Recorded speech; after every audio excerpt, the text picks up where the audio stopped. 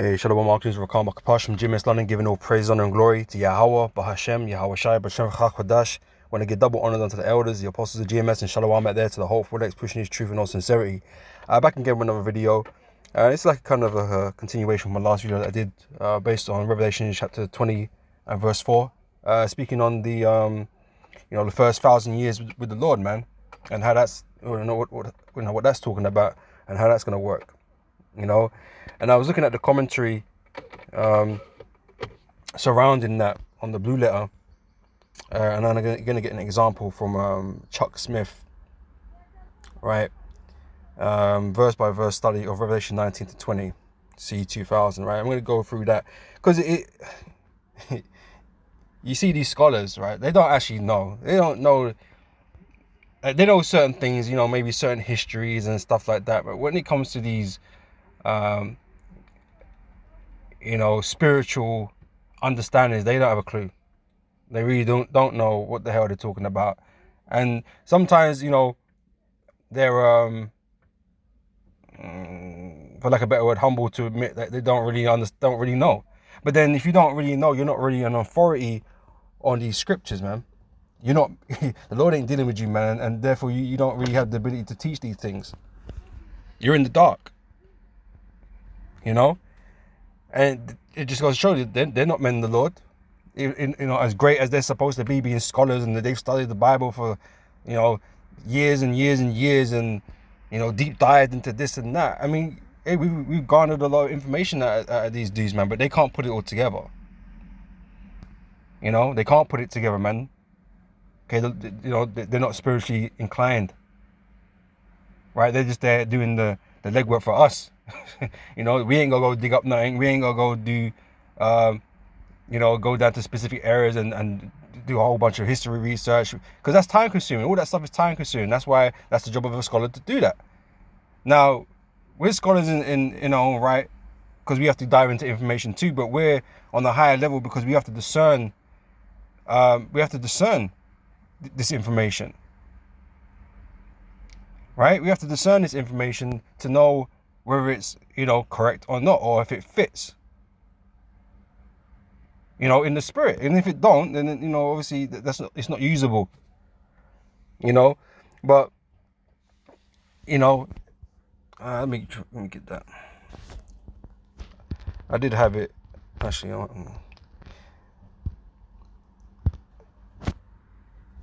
But I might as well get it now, right? So it's 1 Corinthians chapter 2 verse 14. It says, let me read up a little bit. I'm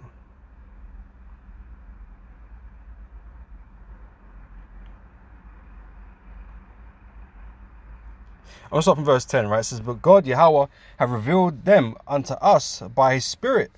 That's how things are revealed, man. It ain't revealed in the flesh. It ain't revealed by sight, by evidence necessarily. I mean, there is evidences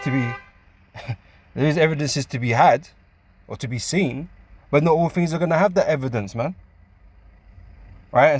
And this is why this is a thing of faith, right? And some people can't deal with that. They can't deal with it. You have to believe on something you can't physically prove, and that's okay if that's in the boat that you're in.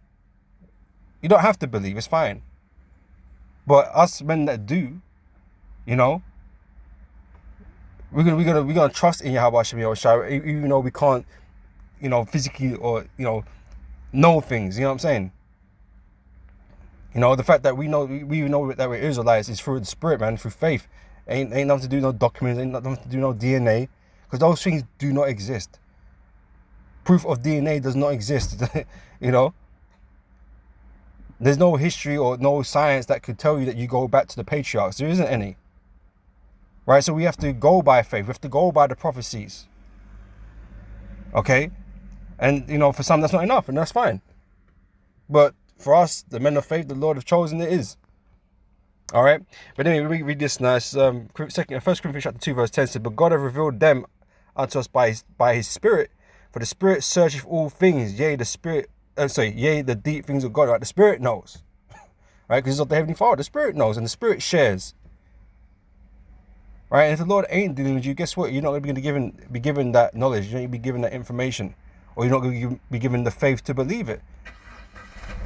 Because faith is that key ingredient for you to be able to believe, right? For you to be able to accept these things that you can't understand or can't physically prove. You know? Because there's many things out in this world that men just don't understand. But the nature of men is because they're not a faithful, majority of people on the earth are not faithful. They can't just accept things. They have to find out the source. But they don't want to believe in things they can't see. And so they continuously search out through their sciences, trying to find out these truths now. But they always open more questions than they find answers. So there's plenty of things men can't explain, and yet they don't want to believe that there's a Most High in control and of all this beautiful creation that exists around us, man. Anyway, this is so for what man knoweth the things of a man, save the spirit of a man which is in him? Even so the things of God knoweth no man, but the Spirit of God. Now we have received not the spirit of the world, but the Spirit which is of God, that we might know the things that are freely given to us of God. Okay, it's given by the Heavenly Father by his own pleasure, man, but it's not given to everybody. Okay, and this is the problem. It's not common knowledge, and it never will be. Well, it will be in the future, but in this era, this time right now, you're never going to find out the whole truth. Okay, the truth resides with the Lord's elect. All right, and this is why we sound unbelievable, because we're only a few people on the earth that believe these types of things, and the world is against what we believe. So in this world, they think the more in number you are, the more correct it is, but that's not really the case. All right, this is verse 13. Which things also we speak, not in the words of which man's wisdom teacheth. Right, conventional truths, right? For they are foolish,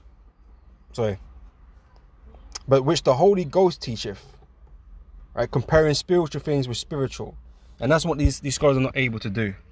They're not spiritual in any type of way, and like I've mentioned, some of these books that I've read with the scholars' annotations and things like that, they're critical. They don't really believe in it. They're looking at it from a very carnal viewpoint, and when you read it, it doesn't inspire any faith in it, because they're sitting there criticizing that it couldn't have been this and it couldn't have been that. It's unlikely it was this and things like that. They don't really believe. They're just analyzing it, and for them, they're trying to seek out the truth. But to think these scholars are people that believe in the Bible, they don't. Right? You got people with many different agendas, reading these scriptures to try and prove this and prove that. So it don't mean shit. These guys are not the top authorities on the earth when it comes to these scriptures, man. And that's why we have to filter everything that we read, because these scholars ain't fucking right. Right? They're right some of the time with certain things, but other things, man, they ain't got a clue. Right? And that's why the men of the Lord, beginning of ours and apostles, are here. To teach that truth, to give understanding to these things that are hard to be understood. All right. Now here's the point. Verse 14 says, but the natural man receiveth not the things of the Spirit of God, for they are foolish unto him. I'm kind of tired of mentioning vocab, but every time I think of certain things, vocab pops to mind. The fact that he don't believe in the spiritual power. He don't believe that bro is going to receive power and flip tanks and stuff like that. But then you can't really believe the Lord walked on water and all this kind of business. Then you're not a spiritual man, and because you're a natural man. That's what it is, right? It says, for they are foolish unto him, neither can he know them, because they are spiritually discerned. Right? You just don't understand. You're not on the same wavelength, so you can't receive the information. The connection's bad. Okay, you're being blocked. So you're never going to get that understanding. You're never going to accept what it is that certain things mean, because you're just not spiritually inclined. So, but he that is spiritual judgeth all things, yet he himself is judge of no man. Who have known the mind of the Lord, that he may instruct him, but we have the mind of Yahushai. All right. So when the Lord is dealing with you, or dealing with us, right, dealing with brothers, Okay, we're open to understand certain things, even things that are hard to, things that generally or normally would be hard to accept or hard to believe. But we trust in Yahweh Hashem Yahushua. We trust in the Spirit, right? For these things make all the sense in the world to us, right? But to the average person, man, it's incomprehensible, But before I get into the commentary, I just want to grab something else. What is it?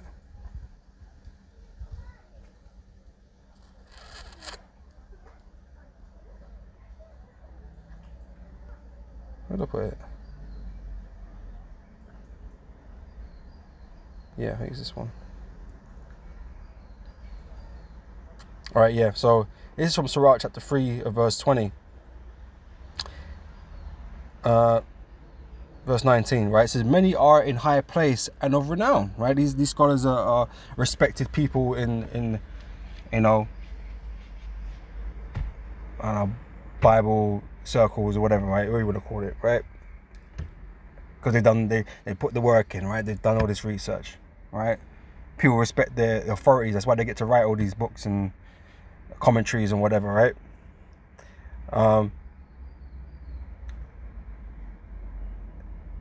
It says, many are in high place and of renown, but mysteries are revealed unto them. You know what's a mystery? It's something that's not, well known or known at all. Something people can't understand. Right? So yeah, you might be great men or great wisdom. They've done some great research and they know this and know that. They know intricacies of this and intricacies of that. But when it comes to spiritual things, these are mysteries, man. These are gifts that you ain't just gonna be able to research. Okay, it has to be given to you. The Lord has to open your mind to that. Okay. It says, but mysteries are revealed unto the meek. Okay, and the meek is speaking about the elect of Israel. All right. It says, for the power of the Lord is great, and He is honored of the lowly. Seek not out things that are too hard for thee, neither search the things that are above thy strength. Right now, there's a thing that's, like I said, Esau likes to go trying to get super deep with things that he just don't know what he's messing around with, man. He'd rather, do all this madness rather than just accept the Most High is in control of everything and created this and created that, right? But he's trying too hard, and the people in general do that. Act like they know something they don't know. I said it's the same with Esau. He talks like he knows, but he doesn't know shit. All right. This is keep losing my place. Right. Seek not out things that are too hard for thee, neither search the things that are above thy strength. But what is commanded thee, think thereupon and with reverence, for it is not needful for thee to see with thine eyes the things that are in secret. Right. Some things are just going to remain like, beyond you in terms of what you can, see. Right. And you just have to kind of accept certain things. There's certain things in this creation we just don't know, we just don't understand, so we can't really comment on it. It's not for us to go and seek these things out, because that's not really what we're here to do. Okay, we're here to preach the gospel. The things that have been given to us, man, that's what we teach. Right? We're not here to talk about how many stars there are or what the Most High's favorite song is. You know what I'm saying? Like, probably has a favorite song. Who knows, right? But like, that's not our business right now. Like, there's things we're gonna know in the kingdom, because I know there's gonna be way expanded. Way expanded. So we're gonna know a lot of different things, man. But right now, all that's concerning to us is this gospel and our salvation. What we need to do. All right, and that's why you got even guys that have been in this truth, man. They struggle with things they don't understand, and they want to be deep. They want to know, and there's nothing wrong in wanting to know. But if you're having problems trying to understand something, man, it's probably better to leave it alone until the Most High opens your mind to it. You're just not ready to consume that yet. That's a bit too meaty. And you're just not on that level yet to consume that meat. Stick with what you do know. Right? Don't try and break down scriptures that you don't really understand. Because all that's going to do is give occasion to Satan. You're going to fuck up. It's going to bring doubt in your mind, or Satan's going to have you on some ego trip and make you feel like you're the fucking baddest prophet on the planet. Because you got this breakdown, but it's different from everybody else's, right?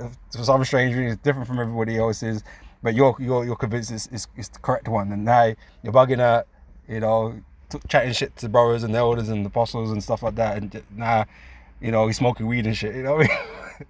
It's a dark fucking road to walk down, man. So just stick with what you know, and you know, in due time, maybe the Lord will reveal it to you, man. But just concentrate what you do know, what you can teach, and teach that, right? That's as simple as that, really, you know. So yeah, but what is commanded thee, think thereupon with reverence, for it is not needful for thee to see with thine eyes the things that are in secret. Be not curious in unnecessary matters, because like I said, really we're here to teach the elect of the salvation, man. And on the side, we're here to preach the downfall of this kingdom. That's what we're here for, right? Anything beyond that, it's not really that deep. Like, you know, certain things in the scriptures that you might, it sounds interesting, you might want to find out about it, but they're not really need to know things, you know, when it comes down to the salvation. Yeah, I can't think of an example off the top of my head right this minute, brain fog, but I know there are plenty, right? We've gone through it in the past, done videos on it, but you know, certain things that are not need to know. It's not pinnacle imperative that you know, like where's the behemoth, where's Leviathan. You know what I mean? It's not really need to know in it. You know, that'll deal with itself. What we're supposed to be concentrating on is the salvation and you know the preaching of the gospel to Israel and you know the downfall of this kingdom. That's really it. You know.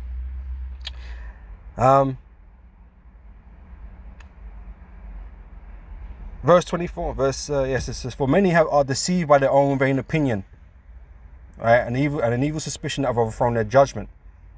Right, so you come to the wrong conclusions, you make the wrong judgments based on things you think rather than things you know. And that's the problem with these scholars. There's a lot of things that they don't know, but they'll give their opinion anyway. And these kind of things, they kind of creep into doctrine around the world in these different churches or whatever. But it's not true. It's just like a lot of Esau on these sides. He preaches things that are not, you don't know. He theorizes and believes that this is the case by the basis of probability, right? Which the impossible happens, so it don't mean shit, right? Yeah, and then teach that as a doctrine and put it in your schools, evolution and all this stuff. Like, you ain't got no fucking evidence of that. Fucking David Attenborough, you know, dinosaur programs and all kinds of shit going on. Thinking that's real. Like, you don't know, you know. So yes, so verse 25, which is the point.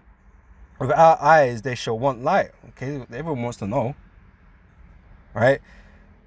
Without eyes thou shalt want light. Profess not the knowledge therefore that thou hast not.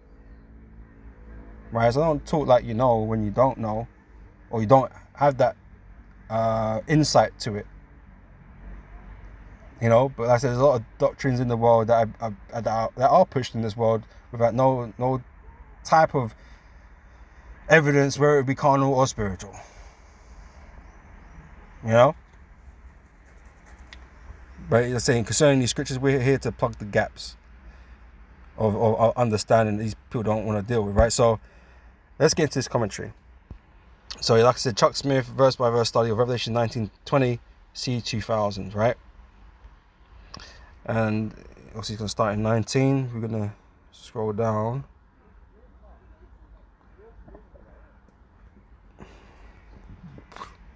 Oh, where are we going?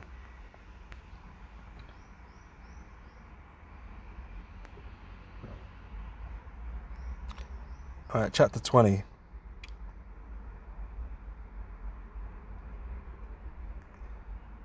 All right, so I'm not going to read it. I'm just going to read the point I'm trying to make in it, but there's a whole bunch of it obviously here.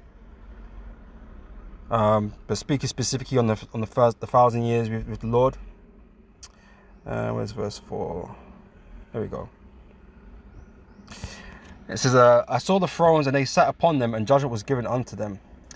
So these first thrones, well, that's what the guy's saying, these first thrones that he sees are the thrones upon which the church does sit. Yahushua said to the church of Laodicea, to him that overcometh will I grant to sit with me on my throne, even as I have sat down with my Father on his throne.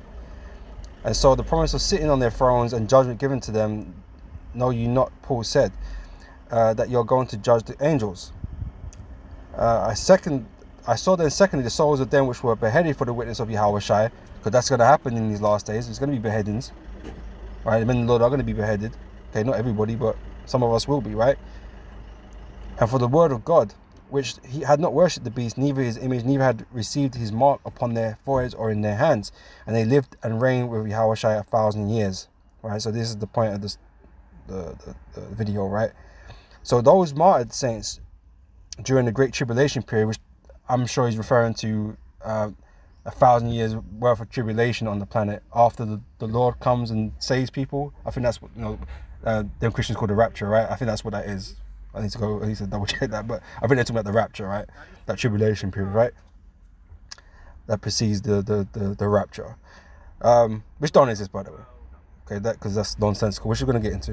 All right, it says so those martyred saints during the Great Tribulation period who had faced the Antichrist, which is there's not one specific Antichrist that we're all waiting for to appear on the scene and bring great evil in the world. No, it's a bunch of people. It's the Edomites primarily. But an Antichrist is basically anyone that doesn't believe in Yahweh Shai and what he's here to do, and they've been killed by the Antichrist for their refusal to receive the mark. Well, this is why it's Esau, because who's going to implement the mark? The governments of this world. There's not going to be one single dude. Even though there might be a guy that is at the top of the chain, obviously these elites, right? But it's these governments that are going to introduce these things. The same way the scripture speaks about Satan throwing you into prison. Satan isn't going to come physically to throw you into a prison. Okay, he's going to use men to do that, right? And who's in charge? In America, let's start off with America, because America is the focal point of the Great Judgment. But Esau runs the police forces. Esau's the one that sets the rules. All right, so he's going to throw you in prison. Right, it's the same thing here. So it says, so they too will be numbered with the class who reign with Yahweh Shai in his reign upon the earth for 1,000 years.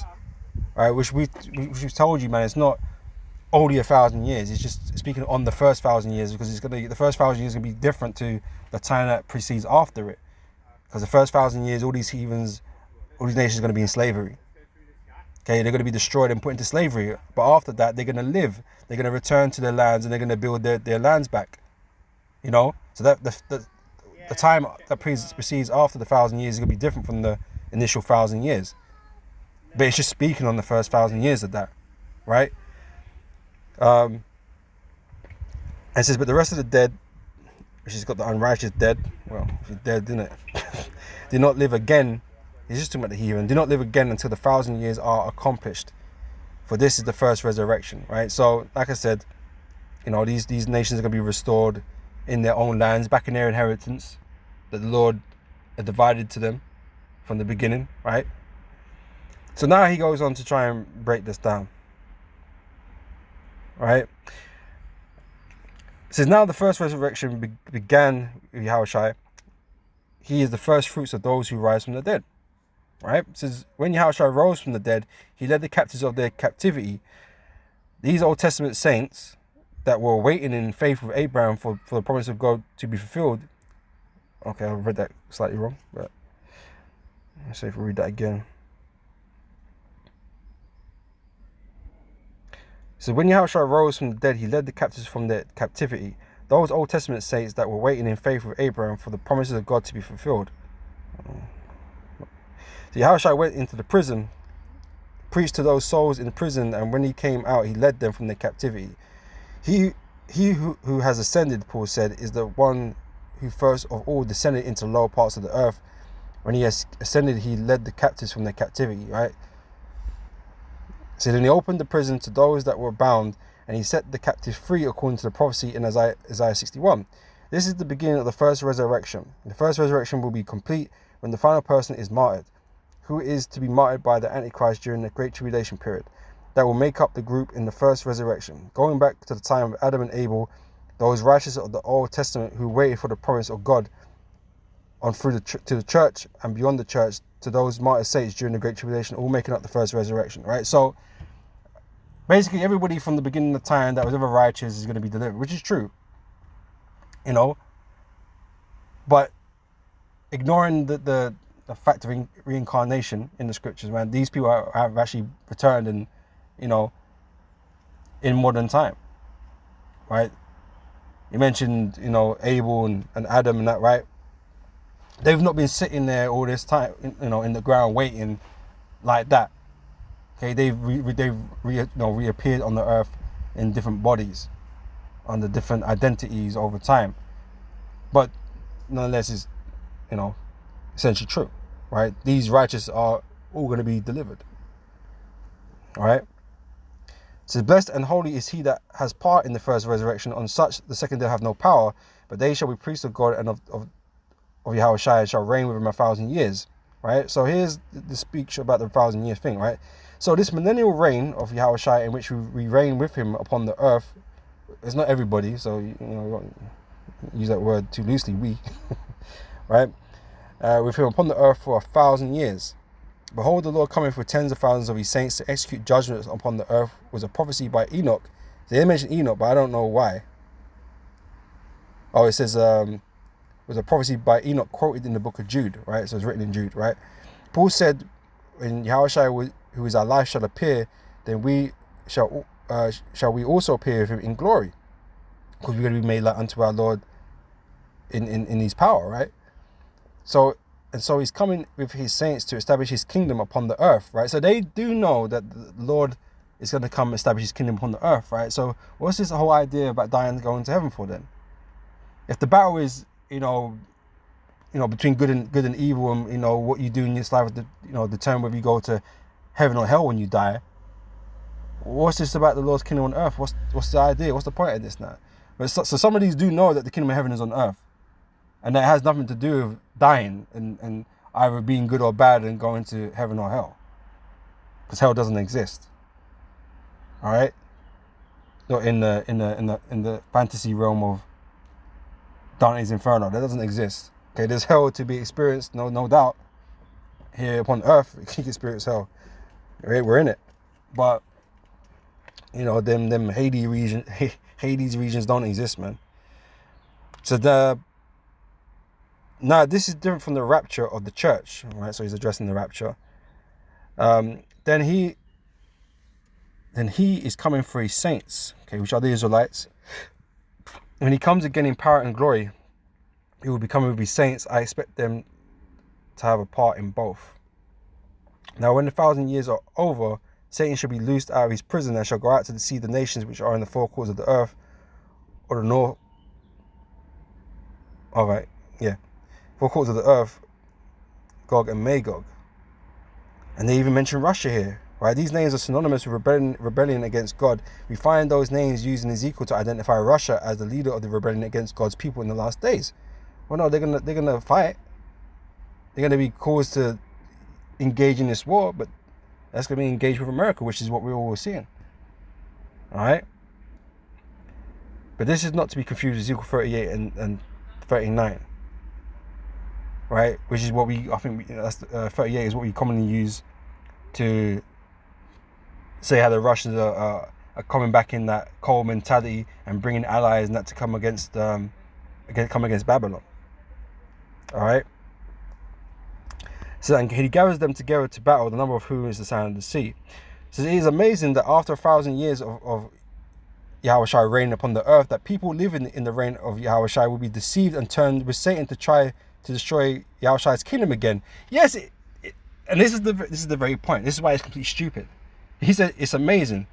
What he really means is like it's unbelievable. Realistically, like how? The question is how and why, right? How could Yahushua return, establish his everlasting kingdom, only for it to be essentially destroyed and Satan rule again over the earth? How is that even possible? How is that an everlasting kingdom then? If when Yahushua righteousness is supposed to be, spread throughout all the earth, right? How is it possible that Satan could get up in the scene again and deceive everybody? Right? 2 Esdras chapter 6 verse 28 says this, right?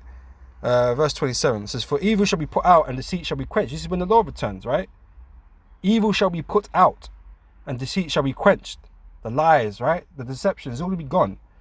As for faith, it shall flourish. Knowledge of the truth, right? It shall flourish. Corruption shall be overcome, and the truth which have been so long without fruit shall be declared. Right? When Yahushua comes and establishes his kingdom, that's it. Everything's over. All this bullshit that we got to deal with, all the lies and all the wickedness, that's coming to an end. You know? So yeah, it is amazing. It is absurd. But these people believe this. Somehow the Lord's got to come back a third time and establish his kingdom. Like, what? Where is that in the scriptures?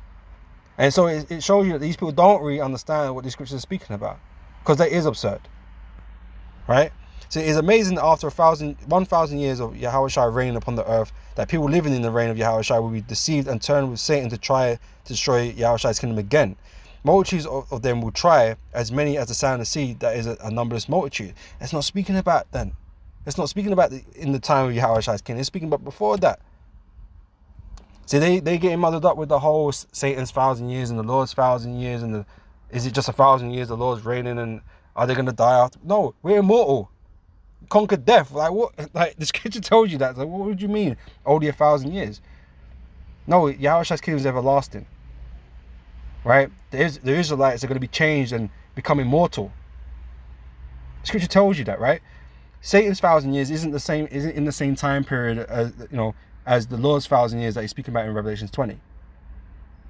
Right? This is the prelude to the Lord's kingdom. Satan's 1,000 years is actually now. Right? Since the Renaissance period, he's been in power, was at the 1400s, up until this point. Roughly around about that. That's his time period. That's his rulership now. He's bringing the world together to fight the Lord when he comes. Right? The second and last time. When the Lord shows up, that's when he's going to come with the multitudes to fight the Lord.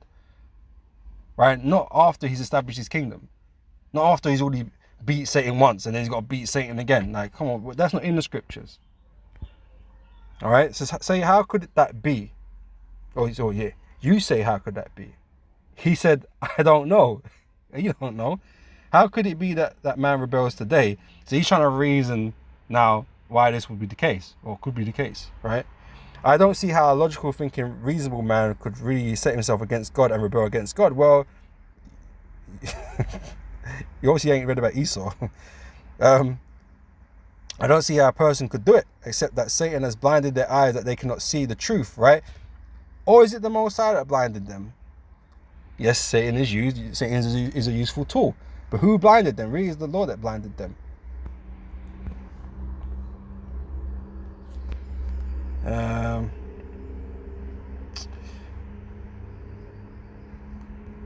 Well, it's going to come up with loads of searches, isn't it? Oh, not as many as I thought.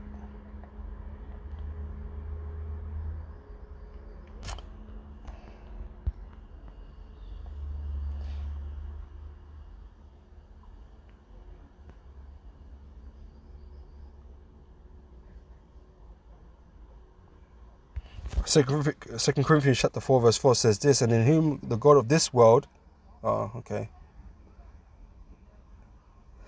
Let's see, I'll read up.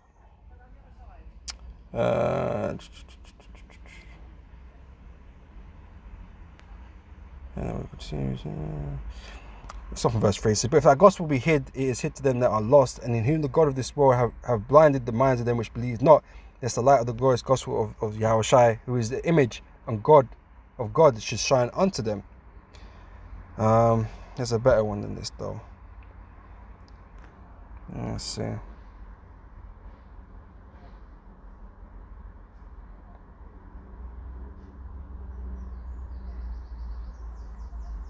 Oh, this is it, I think. Yeah. John chapter 12 verse 38 says, and that the saying of Isaiah the prophet might be fulfilled, which he spake, Lord, who have believed our report, and to whom have the arm of the Lord been revealed. Therefore they could not believe, because that Isaiah said again, he have blinded their eyes and hardened their heart. Who? The Most High. That they should not see with their ears, nor understand with their heart, and be converted, and I shall heal them. Right? They're purposely being kept away from the salvation. right? Because they're unworthy to the Heavenly Father. Okay, this salvation is for the elect, the ones that He has chosen to have mercy upon. Right, so the rest of the world is being kept blind. So it's the Lord, right? So they like to attribute all these things to Satan, but Satan is a tool to do that with. But he follows the commands of the Heavenly Father to do these things, right? So he's not on the point, right? It says, so except that Satan has blinded their eyes that they cannot see the truth, they are really blind spiritually, just like this individual is, right? The natural man does not understand the things of the spirit, neither can he know them, okay, which is true, right? And that is the only explanation I can give. So he doesn't understand. He obviously doesn't understand. All right. Let's see what else he says. He says, I don't know a lot. So having eyes to see, they will not see. There is none so blind as those who will not see. And there are people who just say, I don't want to see it or don't want to hear it. Yeah, we know those people. It says, don't confuse me with the facts. So I have made up my mind, just leave me alone. And they just set their mind against it. And why and for what purpose, I don't know. Because you don't know the plan. You don't know the will of the Heavenly Father. Right? For God only has your good at his heart. No, the Lord is coming to bring evil. He ain't coming to bring good for everybody. And this is why you don't understand, man, because you have made up your mind. The very thing you're saying about others is what you have done, Chuck Smith, right? That's what all these other people do, because they're the blind. They don't understand. Okay? So God is only interested in what's best for you. No, he's interested in what's best for his sons. Right? Why should you fight that? You are fighting against your own good and your own welfare and your own destiny. Well, you can't fight against that. But it ain't for you good. And why? Well, long term, right? And why a person would want to do that, I cannot understand. You don't understand anyway. But such is and shall be the case. Now, these souls that Satan deceives are those born during the 1,000-year reign of Christ. No. It's completely, we're in that time now. These people are deceived as hell right now. The earth has been given into the hand of the wicked. This is his time. Okay, he's already been shut up 1,000 years. After the fall of the Roman Empire, he was bound for 1,000 years. You know? And then he was brought back for a little season. You know? And it's been in what? 1400s now is that 600 years, then 2000s. It's been like just over 600 years he's been back in power. You know? But he was bound for 1,000 years. But that's his short season that he's been in rule. So it's coming to an end. And during this time he's deceived all the earth. That's where he's covered the faces of the judges. You know, Job 9:24. The earth is given into the hand of the wicked. He covered the faces of the judges there. That's why they did all that iconoclasm stuff, man. You know, it was hiding histories, burning histories, and all of that, man. Had our people in slavery. Beat any identity out of us, man, that we had left. Guys calling ourselves British and, you know, African Americans and all this stuff now. We don't know who the fuck we are. It's Esau that's been creating this deception in the earth. And these other nations have been complicit. You know? Let me see.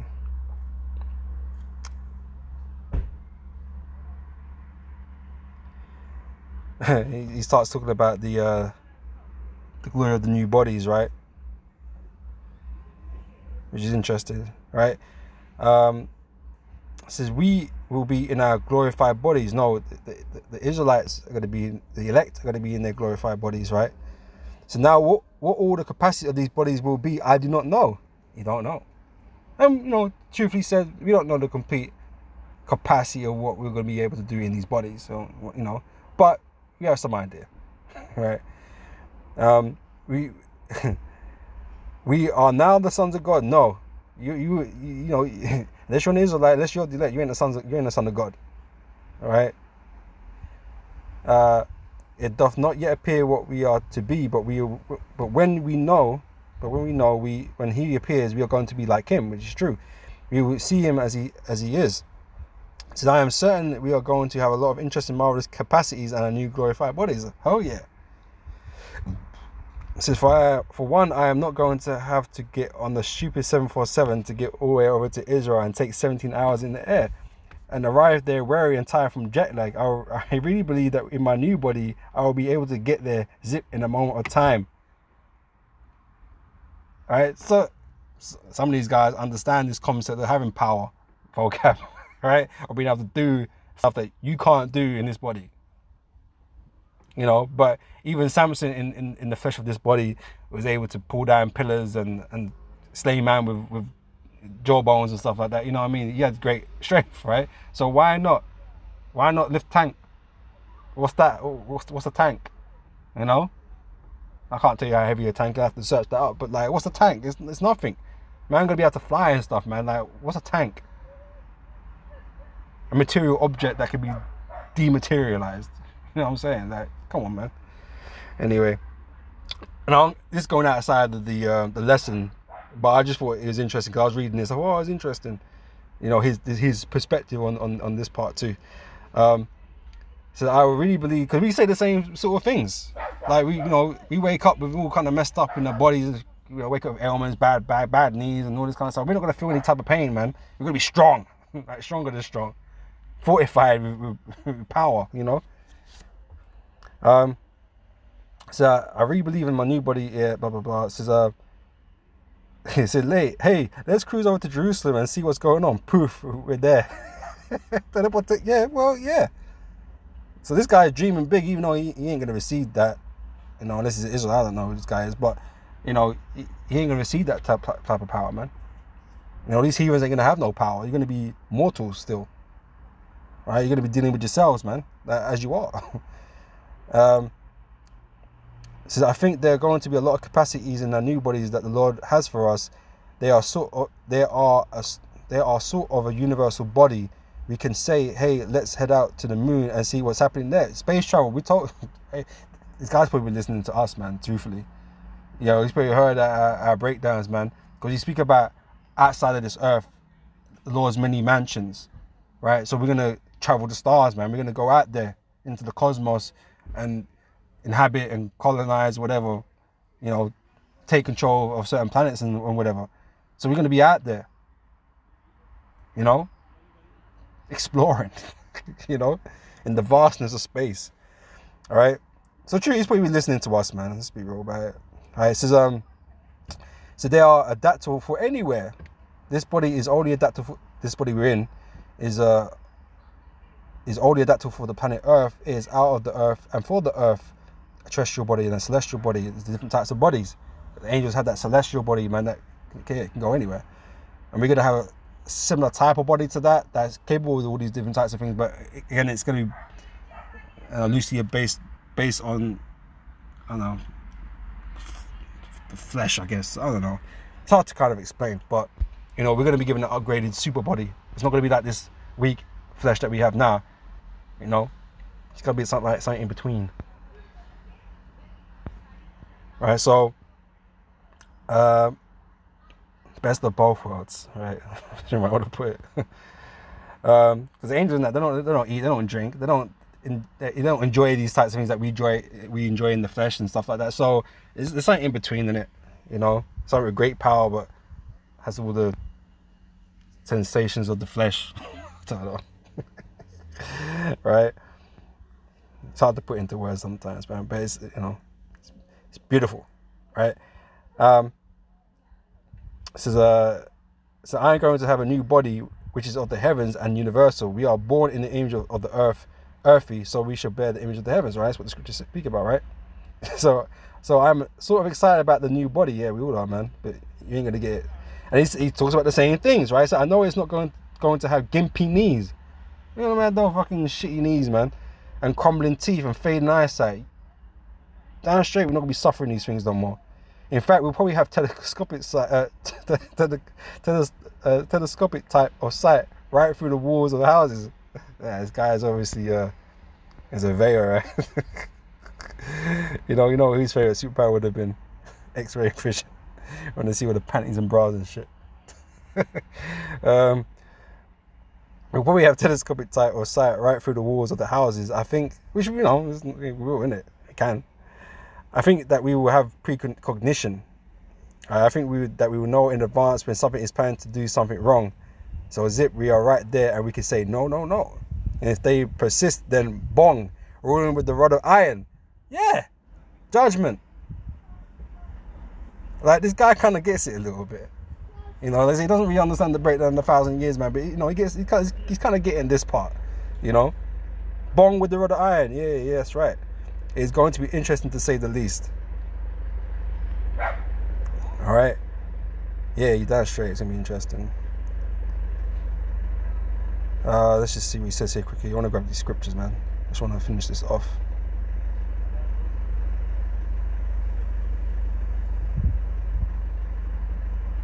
So this is where he's got it backwards a little, right? Because he talks about Satan deceived them that they've.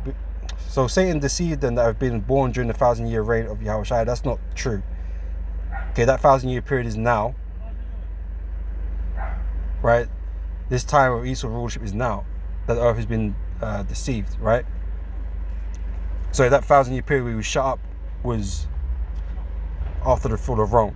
I've realized I said that wrong a couple of times in this video. So Salakia, the 1,000 years period is talking about the time where the Roman Empire fell and Esau was no longer in power. He was bound for 1,000 years.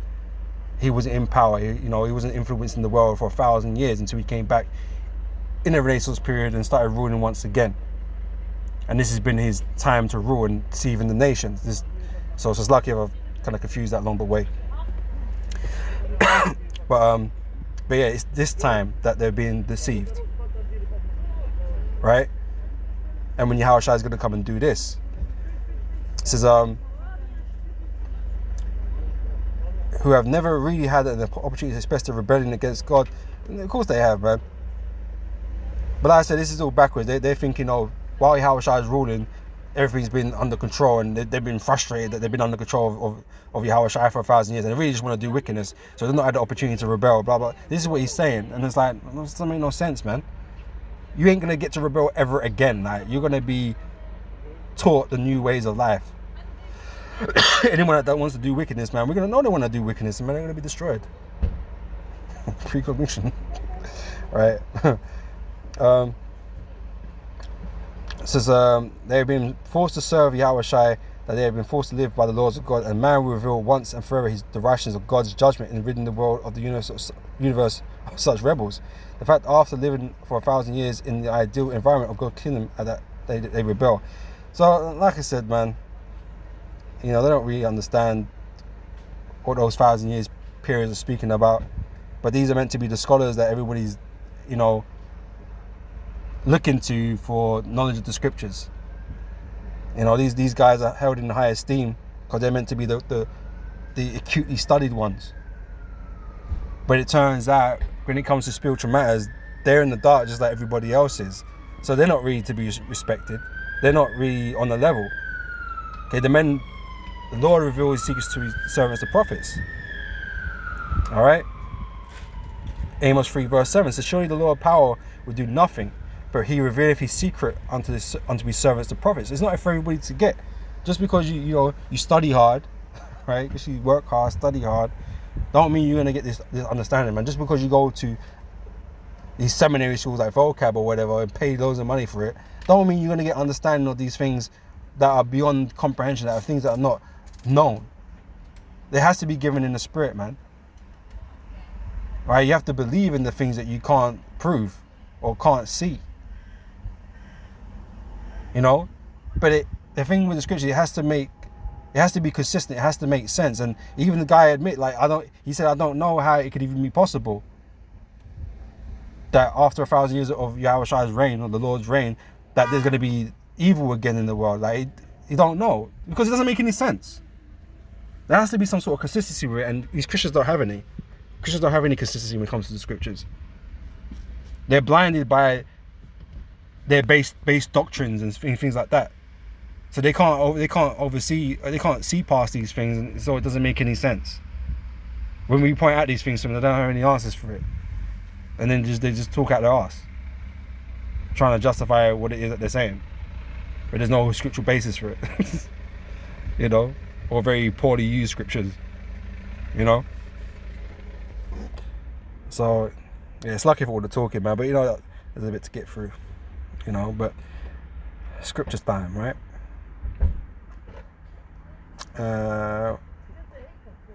Let me grab this. Mark chapter 4, verse 11. And he said unto them, this is the Lord speaking, unto you it is given to know the mystery of the kingdom of God. Alright, so it's like I said, they're all mysteries, man. These things are all mysteries. They're not to be well known. Like, as big as Christianity is, even though it's dwindling, these people ain't gonna know. It's for an elect few. But people don't respect the few that know or claim to know, because there's a whole bunch of voices telling us this wrong, and they would rather listen to the bunch of voices telling us that we're wrong. That's fine, isn't it? Because that's the way it's supposed to be. So there's nothing wrong with that. It doesn't matter that we're the minority of what we believe. That's exactly the whole idea, right? So unto you it's given to know the mystery of the kingdom of God, but unto them that are without, all these things are done in parables. Like, things hard to be understood. Like, the Lord spoke in parables basically to baffle people, man, to confuse people. Like, what the hell is he talking about? And that's why the scriptures are also written in a certain type of way to confuse people. Right? For those that the Lord ain't dealing with, they can't decipher it. Right? And that's just the truth, man. It's written in a way that you don't understand. You can't connect the dots very well. There's some things that are just plain and simple. You can just read it like a story, and it matches up perfectly. Like, but there's other parts to it, man, that are more of a spiritual notion that it don't read right. it don't seem to connect, man. You have to be on the level to be able to discern. You have to know the scriptures. You need to have a decent understanding of the scriptures to make those connections. And the Lord has to be dealing with you to make those connections. Otherwise, you ain't gonna get it. And that's the problem with these scholars and the rest of these people out here. They don't get it. The Lord just ain't dealing with them on a spiritual level to be able to make those connections, man. All right. So to you, it's like a parable. Now, but now you're confused. Oh, is that 1,000 years during this 1,000 years, and is Satan gonna come back when Yahushua is rolling and beat him up and take his throne, and he's gonna deceive the world? Bro, like, how? It's amazing. How is it possible? It's not possible, man. It doesn't make any sense. But you're confused. You know? It says that seeing they may see and not perceive, and hearing that they may hear and not understand, that at any time they should be converted and their sins should be forgiven them, right? The Lord ain't trying to save everybody, and that's just the truth. Right? He ain't trying to save the Syrians, period, but the Lord's not even trying to save all the Israelites, period, right? We know a large portion of people are going to be destroyed, and the elect are only but a few of us that are going to be delivered. Right? So again, this whole notion the Lord loves everybody and the Lord's trying to do what's best for you. And no, you're here for judgment, right? Including a large portion of our people are here for judgment, right? The salvation is for a few of the elect, right? And that's what it is, right? The Lord he don't love everybody, man. That's just the truth, right? So what did I say? I said, let me get Peter. I want Peter. Yeah. 2 Peter chapter 3 verse 16 says, also in his epistles, this is speaking of Paul. Peter's writing here, but speaking of Paul, as also in all his epistles, speaking in them of these things, in which are some things hard to be understood. All right. Not all these scriptures are easy to understand, right? To those that have this, the Lord's dealing with, and that things, are simple to a degree. And it's truly simple when you truly understand. It is simple, but not everything comes across easy to understand. Sometimes you have to be really well read, and the Lord has to be dealing with you, man, to really truly understand it properly, right? And like I said, most of these people don't, and the Lord is not dealing with them, so they struggle. They struggle with these understandings, right? So, I said, Paul was on a high level. He was well versed, and the Lord was dealing with him, right? So he was talking about things that was kind of going over people's heads a lot, and they were struggling to understand. It's like almost like he spoke a parable, but at the same time, he was just he's in the spirit, man. Speaking of high level things that these people just couldn't get, especially in that time, because there's a whole lot of controversy going on, right? Dealing with the Israelite foreigners, right? But anyway, it says in which are some things hard to be understood, which they that are unlearned and unstable struggle with, right? As they do also the other scriptures unto their own destruction. These are just people that struggle with the scriptures and don't really have the full understanding of what it is that they're reading, and you know, and not understanding these prophecies, man. Okay.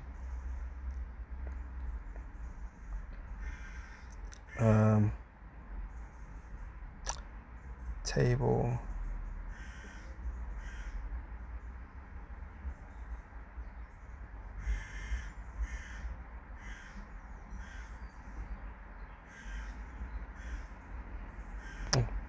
It's Romans 11 verse 9. So then David saith, let their table be made a snare. Right? This table is these scriptures. Right? It says, let it be made a snare and a trap and a stumbling block and a recompense unto them. Right? They struggle. They trip and fall over this word because they can't deal with it correctly. So they, like I said earlier, they come to the wrong conclusion. They come to the wrong judgments. Okay, their understanding isn't complete. Right? So you get it wrong. And these scholars, they get it wrong. They got all these spiritual aspects wrong. You know? Like I said, same with everybody else. They don't really understand what it is that's going on in these scriptures. Alright? Did I read that? How do you?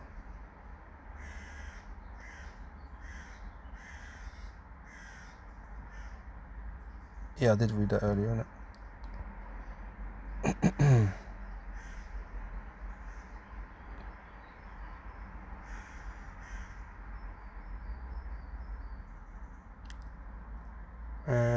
Let's get Luke chapter 10 verse 24. So if I tell you that many prophets and kings have desired to see those things which ye see and have not seen them. Right? So like I said, it's not possible for everyone to know. The Lord doesn't want everybody to know. The Lord has given that knowledge, that understanding to only a few. Alright? It says that, and have not seen them, and to hear those things which ye hear and have not heard them. Right? So it's only given to the elect. Should have read up one verse. So verse 23 says this, and he turned him unto his disciples and said privately. Right? Privately. Like I said, he was teaching other people in parables. But he was telling them, or breaking down, or giving understanding to his disciples privately. He didn't want them to understand. They weren't on the list. They weren't on the they weren't on the good list, you know. Santa Claus is supposed to have the good and bad list, right? They weren't on the good list, man, to be delivered. So these things were not expounded to them, man. They weren't on the fucking naughty list, man. The Lord never sent, the Most High never sent Yahushua for them, so they are left in the background. They're left out there to be condemned by their sins, man. Because they were never going to receive the Lord. They were never going to turn.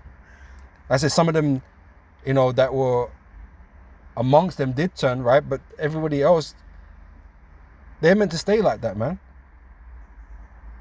Right? That's why the Lord said, forgive them for they know not what they do, right? Because some amongst these guys that were against the Lord were actually end up being believers, man, because they were chosen.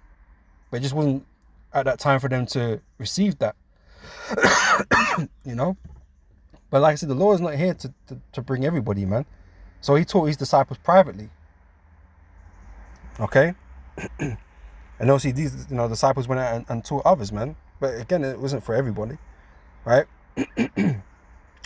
So, and he turned unto his disciples and said privately, blessed are the eyes which see the things that ye see.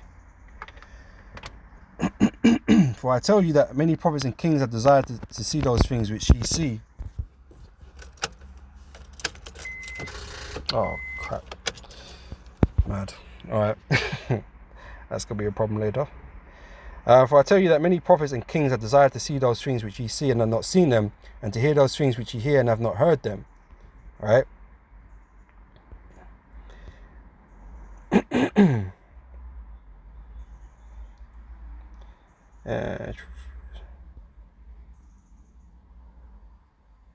It's Colossians chapter 1 verse 26 says, even the mystery which have been hid from ages and from generations, but now is made manifest to his saints.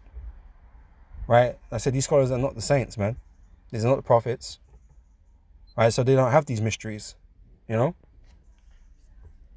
To whom God will make known what is the riches of the glory of this mystery among the Gentiles, which is Yahushua in you, okay, which among the Israelite foreigners. The hope of glory. It says, whom we preach, warning every man and teaching every man in all wisdom, that we may present every man perfect in Yahushua Mashiach. Whereunto I also labor, striving according to his working, which worketh in me mightily. What scriptures I got here? Read that. I think these are the last two. It's 1 Corinthians chapter 3 and verse 19. It says, for the wisdom of this world is foolishness with the Most High. For it is written, he taketh the wise in their own craftiness, right? And I said these scholars are meant to be the wise, they're meant to be the ones that understand the scriptures, you know, because they've done the most research on it and blah, blah, blah, blah, blah. But really, they're the fools of this world. Because even though they did all this hard work, guess what? They still didn't get to, didn't come to the right conclusion, and they're going to be destroyed at the end. So it was a fool's errand what they did. What a shame, putting all that hard work in and yet getting it wrong still. That's like studying for a test, and you did all the studying in the world. You did more studying than anybody else, man, but you still fucking failed. It's a shame, man. You know what I'm saying? It's a shame. So then again, the Lord knoweth the thoughts of the wise, that they are vain. Therefore let no man glory in men, for all things are yours. Because the Lord's given us these things, man, not everybody else. Alright, so we should close out with this. 1 Corinthians chapter 1 verse 25. Because the foolishness of God is wiser than men, and the weakness of God is stronger than men. For ye see your calling, brethren, how that not many wise men after the flesh, not many mighty, not many noble are called, right? You're not going to find well-renowned men among us that are, you might find a few, maybe. That's what it says, not many. It doesn't mean none. But this truth isn't centered around wise men, how the world sees it. Amongst these scholars, amongst the rich and famous, amongst the mighty. This truth is not really focused around them. It's focused on weaker things, man, which it goes on to say. It says, but God hath chosen the foolish things of the world, those that are looked down upon. Right? Because in this world we are looked at as fools, man. Poorly educated or whatever. Even though some of us brothers have got educations or whatever, but we still looked at as poorly educated. Right? But not in these scriptures, we're not sitting, we ain't got a PhD in divinity, you know what I mean? Like some of these doctors of divinity and all this bullshit. But, we're looked at as fools in this world, right? God has chosen the foolish things of the world to confound the wise. And this is what we do. Right? Our lower stature, we have a low stature in this world, and yet we're able to punch with the so-called heavyweights of this world concerning these scriptures, man. The guys that got PhDs and whatever, man, in divinity, and these scholars. And we bring out things that these scholars don't even know.